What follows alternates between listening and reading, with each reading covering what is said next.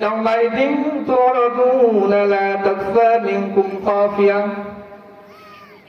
يومئذ تعرضون لا تخفى منكم خافية দুনিয়াটা একদিন ধ্বংস হয়ে যাবে।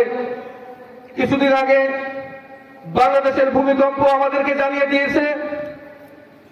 গত শুক্রবারের দিন আমাদেরকে জানিয়ে দিয়েছে যে একদিন এইভাবে ভূমিকম্প হয়ে বাংলাদেশ থেকে, পৃথিবী থেকে আমাদের সকলকে চলে যেতে হবে। কথা বলেন ঠিক কিনা?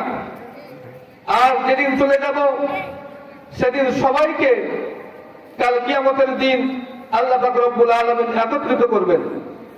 সেই কথাই আল্লাহ পাক রব্বুল আলামিন বলতেছেন, ইয়াউমাইদিন তুরাদুনা লা তাখফা মিনকুম খাফিয়া। কিয়ামতের দিন হাসরের ময়দানে সকল মানুষকে একত্রিত করা হবে। সকল প্রকারের মানুষকে আল্লাহ পাক রব্বুল আলামিন একত্রিত করে বলবেন,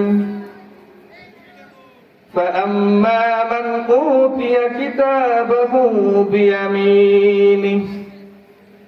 একত্রিত করার পরে আল্লাহ পাক রব্বুল আলামিন সকলের আমলনামা সম্বন্ধে হিসাব নিকাশ নেবেন এবং জিজ্ঞাসাবাদ করবেন।